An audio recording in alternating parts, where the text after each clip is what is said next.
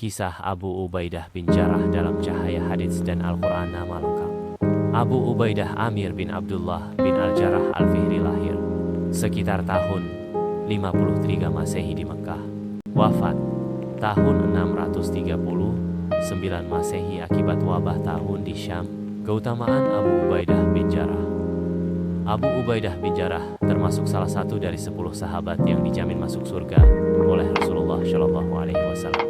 Dalam sebuah hadits, Nabi Muhammad Shallallahu Alaihi Wasallam bersabda, Abu Bakar di surga, Umar di surga, Utsman di surga, Ali di surga, Talhah di surga, Zubair di surga, Abdurrahman bin Auf di surga, Sa'ad di surga, Sa'id di surga, dan Abu Ubaidah bin Jarrah di surga.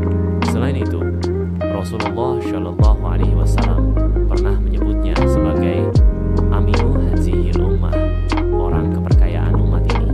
Sebagaimana disebutkan dalam hadits, sesungguhnya setiap umat memiliki orang kepercayaan, dan orang kepercayaan umat ini adalah Abu Ubaidah bin Jarrah. Hadits riwayat Bukhari nomor 3744 dan Muslim nomor 2419. Peran di masa Nabi Shallallahu Alaihi Wasallam.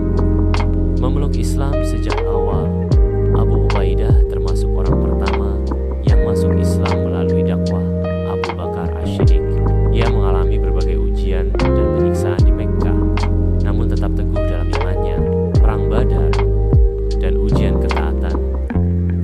Dalam Perang Badar, Abu Ubaidah diuji dengan pertempuran yang sangat berat, bahkan harus menghadapi ayahnya sendiri yang masih musyrik dan berusaha membunuhnya. Dengan berat hati, Abu Ubaidah membunuh ayahnya dalam perang tersebut demi mempertahankan agama Islam.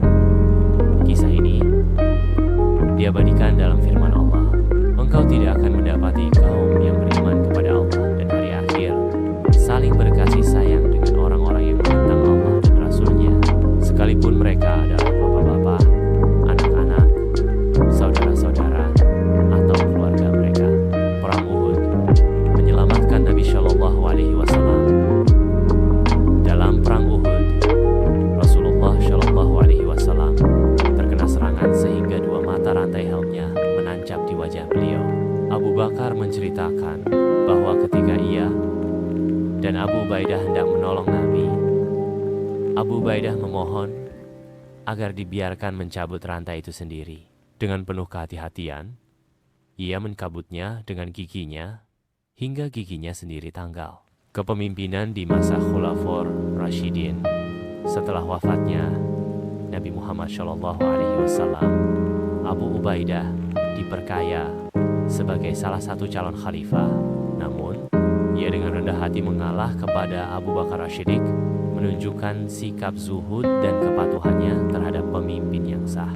Di era Khalifah Umar bin Khattab, Abu Ubaidah diangkat sebagai panglima pasukan Muslim dalam penaklukan Syam. Ia berhasil merebut kota-kota besar seperti Damaskus, Homs, dan Yerusalem. Kejujurannya membuat rakyat sangat mencintainya. Umar bahkan pernah berkata, "Seandainya aku bisa memilih seseorang untuk menggantikan kepemimpinanku, pasti aku akan memilih Abu Ubaidah bin Jarrah." Wafatnya sang Aminul Ummah ketika wabah taun melanda Syam. Umar ingin menarik Abu Ubaidah ke Madinah agar selamat. Namun Abu Ubaidah menolak dengan berkata, "Wahai Amirul Mukminin, aku tidak ingin meninggalkan pasukanku dan rakyatku dalam keadaan seperti ini. Aku akan tetap bersama mereka." Ia akhirnya meninggal dunia akibat wabah tersebut pada tahun 639 Masehi. Sebelum wafat, ia berpesan, "Aku wasiatkan kepada kalian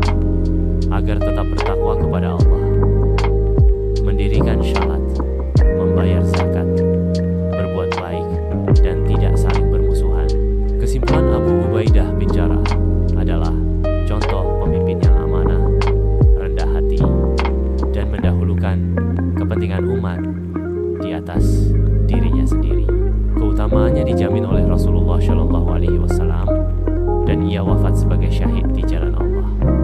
Semoga kita bisa meneladani sifat-sifatnya